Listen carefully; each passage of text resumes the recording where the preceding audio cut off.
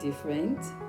First, let me say thank you. Thank you to all the wonderful women who showed up yesterday for the Zoom meeting of Mom Speak. It was our first Mom Speak, and I hope it's not going to be the last. And we just talked about, it came out from the last video that I did on when is the right time. And it was a very good talk. It was very good. I thank all the women with all the children who showed up as well to help those of us who are just on that journey now. Thank you so much. I'm going to try and edit it and see if I can share it, but it's quite long. We were there for over 1 hour.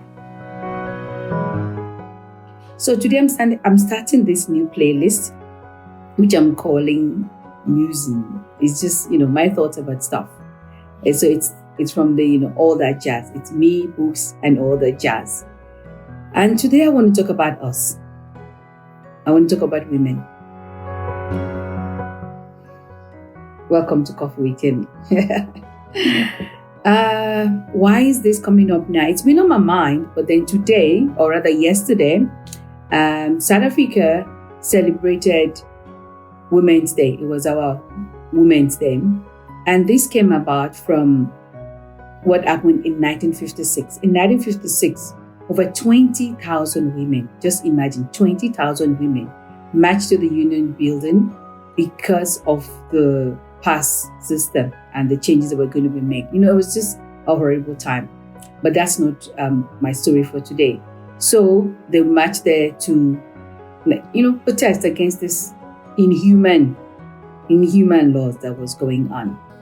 Just think, 20,000 women. If we could all come together as women, 20,000 of us can make a big difference. 20,000 of us can make a big difference.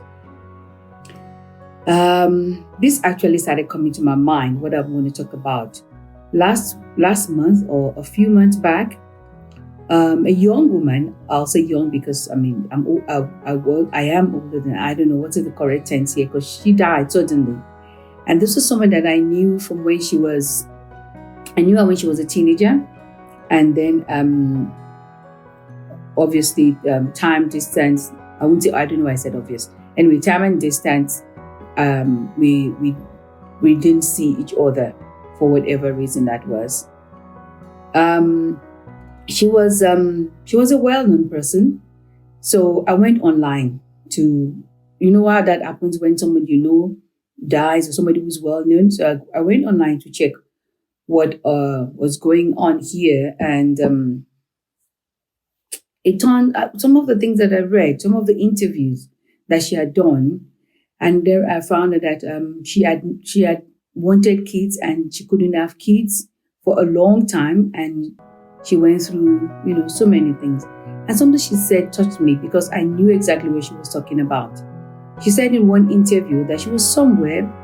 There were babies, obviously, because she wanted to carry a baby. The story was all about that. And the mother of the baby, or someone said, this is our carrier like this. You know how they tell you when you want to carry a baby. And someone just made the remark, oh, she won't know how to carry a baby because she doesn't have one. I don't know. That I would say was a flippant remark. And I could feel how she must have felt. Even when I was just watching it, even though she was dead already by the time I was listening to this, I felt so bad for her. One of my friends did this to me once. She had a party for, again, she's dead as well. Oh boy. Okay, so she had a birthday party for her daughter. I didn't know about it. I just went visiting that day. And I said, how are you going to have a birthday for my daughter and you didn't tell me about it? And she said, we only invited people with children. I was like, okay. You only invited people with children. And he says, oh, no, I didn't mean it like that. But this is a place where I'm there 2-3 times a week. And then you have a party for one of the kids and all of a sudden. And that thing really, really, really hurt me. It really, really did. And I thought, why are women so insensitive sometimes when we talk up to each other? Why do we do this? Why do we have to be like this? Why?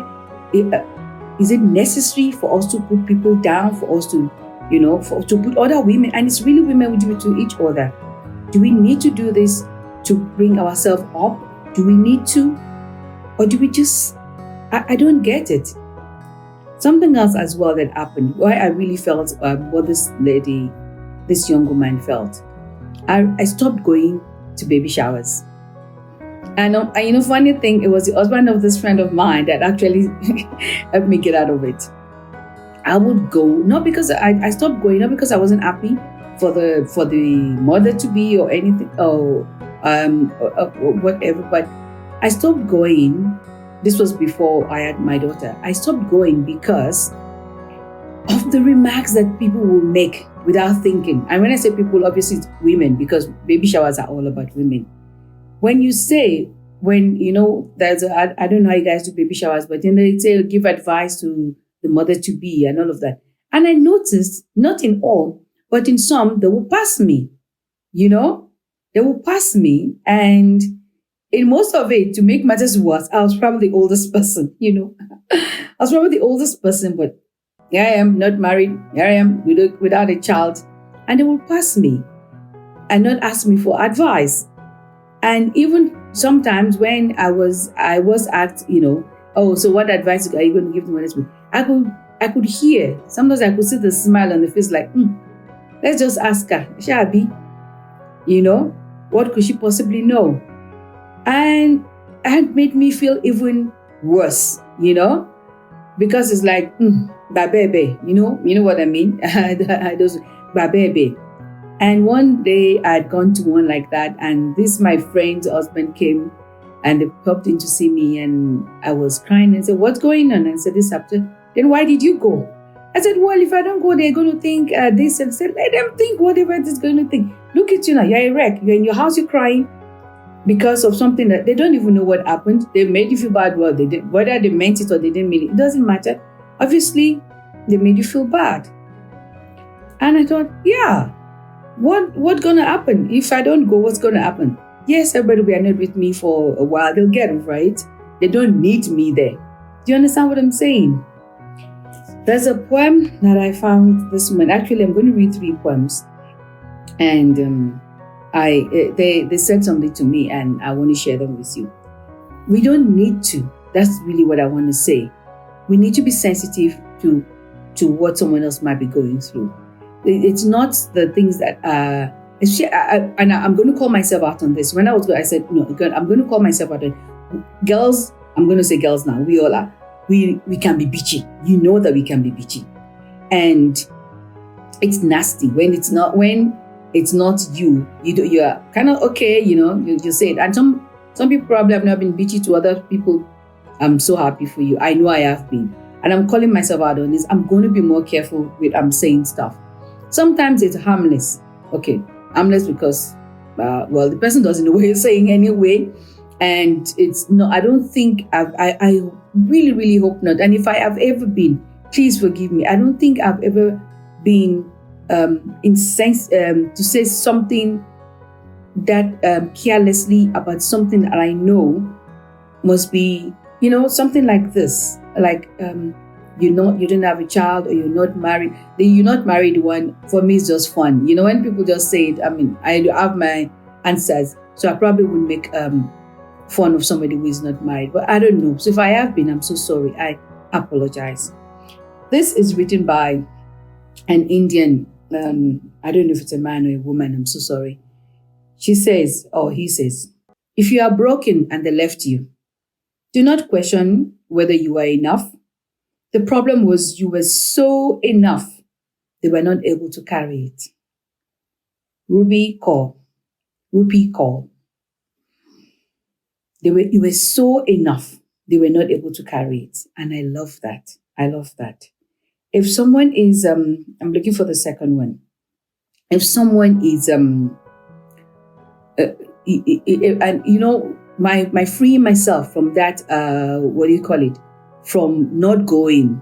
Not go. I don't have to go to baby shower. It's okay. If you don't talk to me for a while, we'll get over it, or you'll get over it. Same thing with weddings and not everybody's wedding. I'm just saying certain things I don't do because it's going to make me sad when I get home. You're not going to be there to pick me up. You're not going to be there to wipe the tears off my face.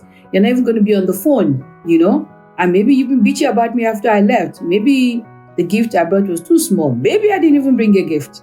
Whatever the reason. If it's going to make me sad when I get home, then I don't have to do it. I owe a responsibility to myself first, and my happiness matters. Just like you're saying, I am more than enough, and I'm just going to hold on to that. There's the second one. This is for Happy Women's Day. It's the fire in my eyes, the flash of my teeth, the swing in my waist, and the joy in my feet. I am a woman, phenomenally. This is by Maya Angelou. She's dead now. Why am I talking about so many dead people today? But I just, one of the guys in my church actually sent this for the Women's Day, to say Happy Women's Day. And I could just imagine it. And I'm just thinking of myself, not walking, but I'm swaying, I'm walking, which I don't care. Oh boy. Women, we can do this. We don't need to bring anybody else down to put ourselves up. We don't need to. And I'm going to end with this. It's a song by Destiny. I think it was still Destiny's Child then. And I just liked it. I'm not really a Beyonce fan, but I like the lyrics. It says, we know it. Obviously, we can't play it now because it will be copyright law. I'm a survivor. I'm a survivor. I'm not going to give up. I'm not going to stop. I'm going to work harder. I'm a survivor. I'm going to make it. I'll survive. I'll keep on surviving. Women, ladies, we are survivors. We are going to make it. We're going to keep on surviving. We're going to walk with a swing in our waist. We're going to flash our teeth. We're going to roll our eyes. We're going to bat our eyelashes. But you know what? We're strong. We're stronger than we think. We're more than enough. And if anybody can take that, just sip your coffee and smile. It's been Coffee with Temmi.